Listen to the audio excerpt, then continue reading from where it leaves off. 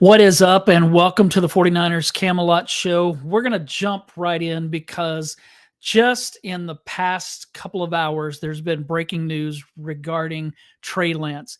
So, first, it started with some reporters saying that Trey Lance wasn't at practice. I guess there was something maybe that Brandon Ayuk put out that Lance wasn't in the QB room with the other quarterbacks. And so, this started speculation what's going on, and then came the rumors that the 49ers are trading Trey Lance. So that started, I don't know, a couple of hours ago, I'd say. And then this latest thing, just an hour ago, from Diana Rossini, says that while the 49ers are exploring trade possibilities for Trey Lance, the front office has been shopping him for much of the offseason, according to a league source. The team never received a significant offer. So this is, of course, big news. So it's kind of weird. Just saw that Eric Branch tweeted that Fred Warner said he didn't know why Trey Lance wasn't at practice today. Warner said it was weird seeing three quarterbacks out there. So this is what we're seeing on Twitter right now, that some of the players didn't even know why Trey Lance wasn't at practice. But yeah, I see a thing where Grant Cohn is doing an instant analysis. He's very pro Trey Lance, seems anti Brock Purdy and anti Kyle Shanahan. So it's going to be interesting. I'm going to go back and watch and see what he says, because I'm guessing he's pretty angry. I wouldn't say that I'm angry, but I am frustrated because I feel like Trey Lance was doing so much better, and we saw improvement from him. And yet, to me, I think that he should be the backup quarterback. And when we get into the mailbag, that's one of the questions that somebody had. So we'll look at that here in just a few minutes. But I think it's frustrating because I think that he is improving. And yeah, he's probably not as good as Brock Purdy is right now. But in a couple of years, he may be worlds better than Brock Purdy. We don't know. We still don't know what we have in Brock Purdy. Everybody says we don't know what we have in Trey Lance, but we don't know what we have in Brock Purdy either, because he is coming off a serious injury, although he looks good, but he still hasn't played that much. And just in the handful of games that he's played, he's been hurt twice. So, do we really want to see Sam Darnold leading the 49ers onto the field anytime this season? I don't, and that's nothing against him. I just don't think that he's the answer. And so I don't really want to see Sam Darnold playing. So let's hope, if they do decide to trade Trey Lance, let's hope that Brock Purdy stays healthy the whole season. And if not, maybe Kyle Shanahan is exactly what Sam Darnold needs, and he can become that quarterback. Shanahan obviously loves him. He just seems to ooze love for Trey Lance, that he's just kind of really all about this. And so I don't know when they soured on Trey Lance, if it was the injury situations that kind of was Garoppolo-like. I don't know if it was that, or if he just wasn't progressing as well as they had expected. I've said before that I think they probably went into this saying, let's have Trey Lance sit for 2021, learn under Garoppolo and develop. Then he'll be the guy in 2022. Even though he may not be that good early on, by the end of the season, he'll be much better. And so they were willing to deal with the lumps and the bumps and bruises that came along with that. But then the injury happened in the first quarter of game number 2. Trey Lance missed the season, and then Brock Purdy took off. And so now here we are. So I don't know if that's what happened, that now they're just in such a win mode that they can't be patient with him. I don't see why they can't be patient with him on the bench, but I know that he will have a bigger cap hit than the other quarterbacks. So maybe this is more about money than it is anything. But I hope that they don't trade him. I hope that they keep him and continue developing him, because I think the worst case scenario for Kyle Shanahan and John Lynch. I've said it before that if Trey Lance was a bust, that Lynch and Shanahan could survive that because they have a team that's always competing and always, going to league championship games and things like that. If they trade Trey Lance and he becomes really good and Brock Purdy isn't, or the 49ers miss the playoffs or something like that, I think that Kyle Shanahan and John Lynch may not survive, because now that we're talking, this would be a few years down the road. This is not something that's going to happen this year or next. But down the road, if Trey Lance becomes a star and Brock Purdy isn't, and the 49ers still don't have a quarterback and they still haven't won a Super Bowl, then I think that Lynch and Shanahan could very well lose their jobs. So that's the big news, that the 49ers evidently have decided that Sam Darnold is QB2 and that Trey Lance may not be in the picture anymore. So it sounds like they are looking to trade him. So let me see if anything else happening on here with any news. I don't want to miss this while I'm on here, but I don't see anything new. So that is the latest with Trey Lance and with the team. So let's get into the mailbag because every week at 49ers Web Zone during the season, we do a mailbag and ask you for your questions. And so this week we had several. So I want to jump into those because I know that you're just dying to hear what everybody's asking. So let's get to the first one. The first one is kind of a combo question. Comes from two different people, but it's basically the same question. Josh asked, any new updates on the Bosa contract situation? The season opener is getting closer and closer. And Chris asked, when should we expect Nick Bosa to sign his deal? So as of this point, there isn't any new news on the Trey Lance or the Nick Bosa. I still have Trey Lance in my mind. No new news on the Nick Bosa contract extension. So yeah, as the season gets closer, Kyle Shanahan said yesterday or the day before that he's not that concerned about this situation, that it's going just the way he thought. I don't believe that. I love Kyle Shanahan and I believe in him, but I don't believe that he's telling the truth. I don't think that they thought this would take this long. And so, but yeah, we're at a point right now where probably in another week, I might start getting a little nervous. So last Friday I was on with Damon Bruce and he asked me, when are you going to start getting nervous about this Nick Bosa thing? And I said, probably like in a week or so. And so here we are almost a week after that. I'm still not nervous, but next week, this time I'll check back and you can see, like, I'm probably going to start getting nervous at that point because he's got to get in here, get in football shape. Now I know he's going to come in better shape than anybody, but we just have seen too many players hold out over the years, and then they get these little injuries, whether it's hamstrings or growing poles, the soft tissue kind of injuries. And we don't want to see that happen, because if Nick Bosa misses very much time this season, the 49ers are going to struggle. So we want him out there. So I'm going to predict, since Chris asked, when should we expect the Nick Bosa deal? I'm going to predict, and this is just a guess, that it's going to happen about a week from now. So once the last preseason game is over, and now they're going to be off this next week. They'll probably still be practicing, but no games coming up. I'm sure they'll get a few days off, but I think that it could happen next week. So then that way, the following week, when they start practice and game plans and all that stuff for the September 10th opener at Pittsburgh, I think maybe they want him for sure there. So hopefully that's taken care of. So Scott asked, I know it's not this simple, but can an escalator be added to a Bosa deal that says his contract will increase to $100,000 above any deal signed by a defensive lineman within the next year? That way he'll be the highest paid and can be ready for week one. Well, Nick Bosa is going to be the highest paid defensive player in NFL history by week 1. That's going to happen.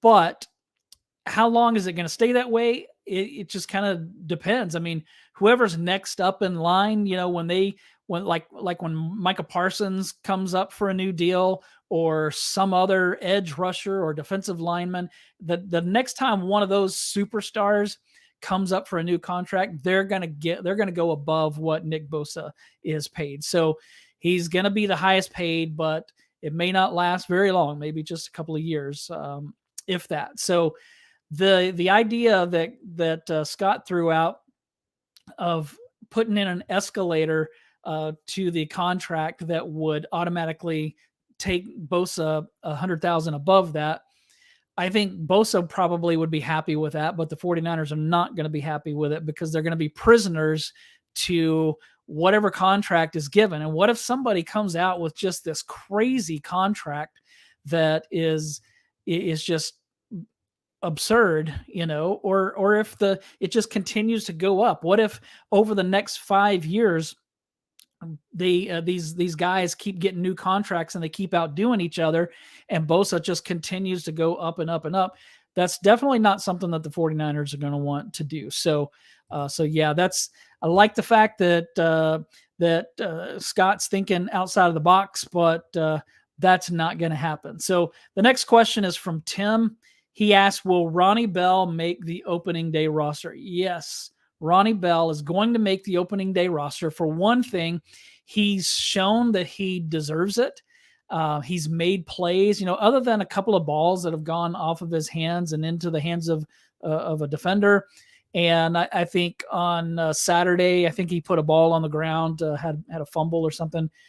So other than those miscues, which young players tend to do, he's been really good. He had several catches on Saturday, over 100 yards receiving, and the kid can return kicks. He can return punts. So he is going to make the team.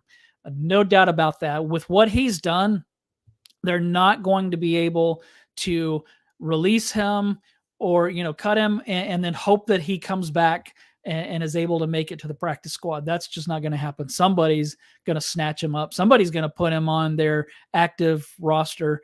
And so even having him on the practice squad, they can protect a couple of players, but he's not going to be on the practice squad. He's going to make the opening day roster.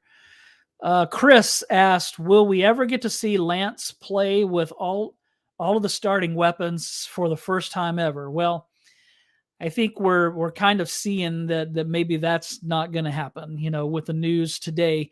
I wrote in the article that came out today that Trey Lance, last season he played with the starters. In 2021, he played with the starters.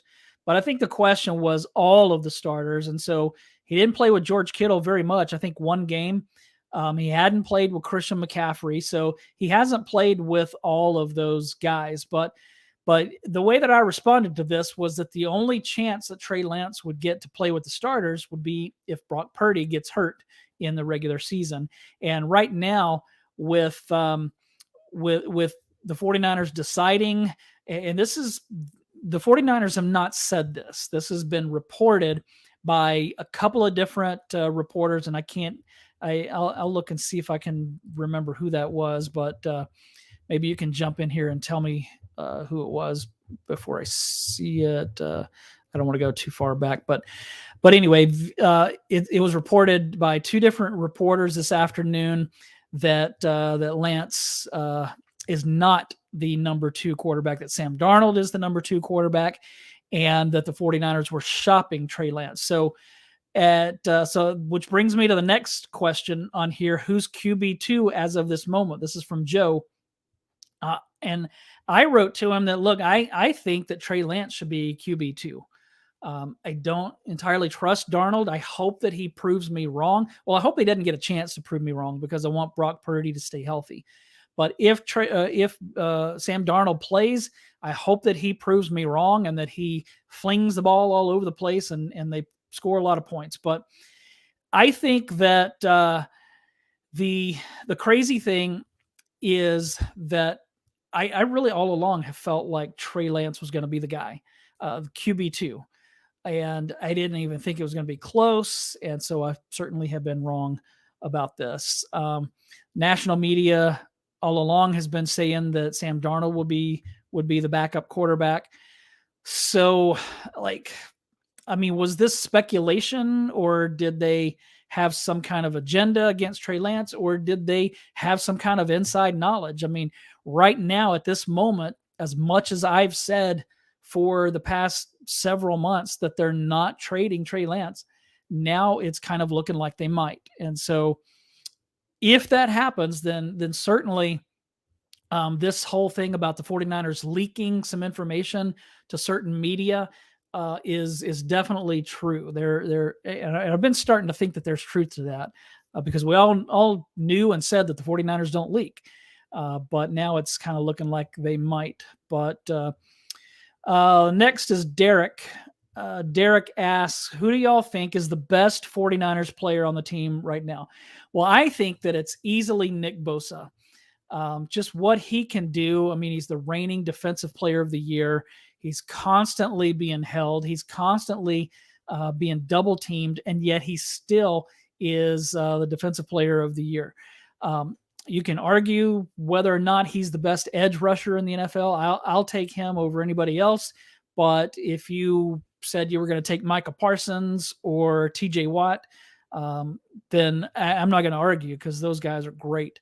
But I still, right now, I'm going to take Bosa. So, yeah, he's the best player on the 49ers team. Trent Williams is a close second. The guy is a Hall of Famer, just an incredible tackle. I love watching him throw people. That's funny to me. After Bosa and Williams, it has to be Christian McCaffrey, right? I mean, McCaffrey is one of the top backs in the league. If I heard somebody talking about fantasy football the other day, and they said that McCaffrey is consistently the number one back taken. We all saw the difference that he made in the offense last season. So yeah, McCaffrey is the number one running back in the league, at least when it comes to numbers. I think he's the best in the league in what he brings to the table. I mean, if you take Derrick Henry off of the Titans, or if you take a different running back off of their team, how are they going to look compared to the 49ers? I mean, the 49ers are still really good, but I just think that with McCaffrey, they're so much better.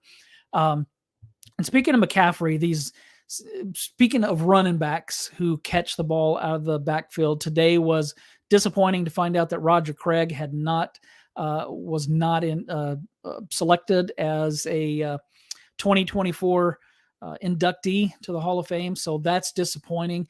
But there is some optimism because I talked to somebody from Eddie DeBartolo's office who's worked real closely with Mr. DeBartolo, worked a lot with me on this. And she told me some really good things that she heard from a couple of Hall of Fame voters who were in the room that said that Roger Craig not only made it to the final 12, but he made it to the final 6, which he had never done before. So that's positive. But she also said that there was a lot of discussion about Roger Craig, more than any other candidate, and that it was all really positive. So that's great news. And Matt Mayoko, who worked a lot with me on the Hall of Fame case for Roger Craig, he texted me this afternoon to tell me that Roger Craig wasn't going to be getting in this year. But he said it was really close and that he believes that next year is going to be the year, and that he's never said anything like that before. So I think that those are really positive things, like going in the right direction. So hopefully next year is the year for Roger. Let's see. JR 49ers asked, in Kyle's offense, tight end 2 and tight end 3 are used almost exclusively as blockers. Even if they are a threat in the passing game, they'd still probably be 7th or lower on the target list behind all the other weapons.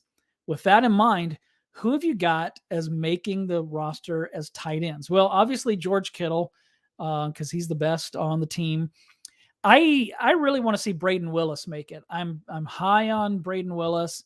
I think that he is going to develop into a really good tight end, not only as a blocker, but as a receiver. So I'm high on him. Cameron Latu is a 3rd-round draft pick, so I doubt he's going to get cut. I think they're going to want to still work with him and develop him. Remember, he hasn't been a tight end that long. So I think he was a defensive player, like a defensive end or something like that before. I think that's what I remember reading. But so Latu, he's gonna make it. I don't think that Ross Dwelley is gonna make it. That's my prediction.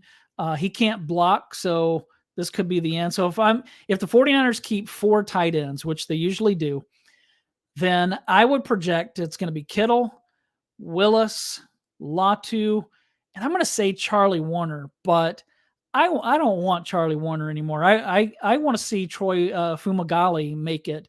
Like what he's done this during camp and during the preseason, and so maybe he ends up on the practice squad. But I'd like to see Kittle, Willis, Latu, and Fumagalli, but Kyle Shanahan loves those block-in tight ends, so I think that might give the edge to Charlie Warner.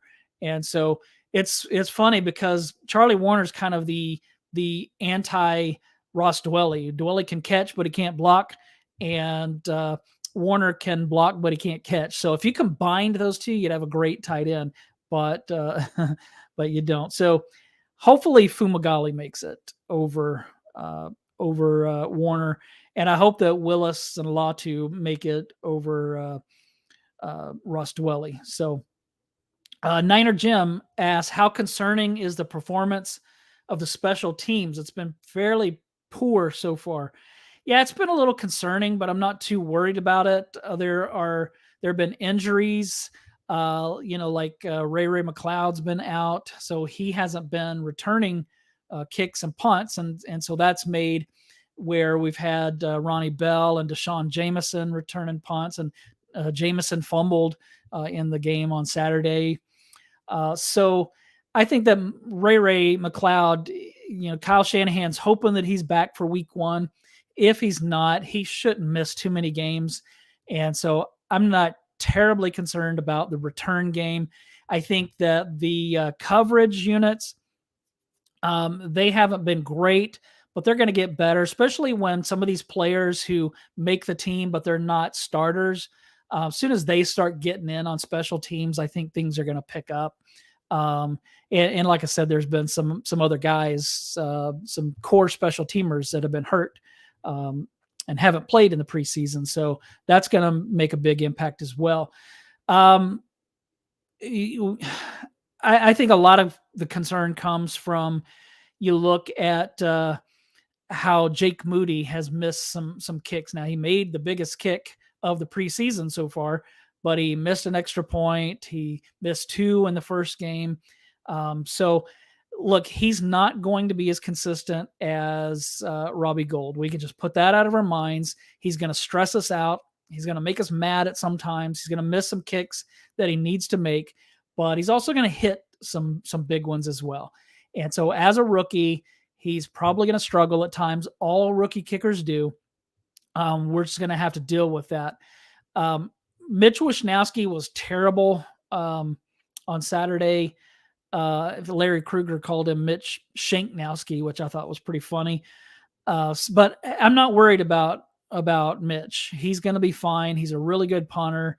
So he's probably maybe he's just tired, or he's kind of in a dry spell, but he'll be fine. So don't worry about him.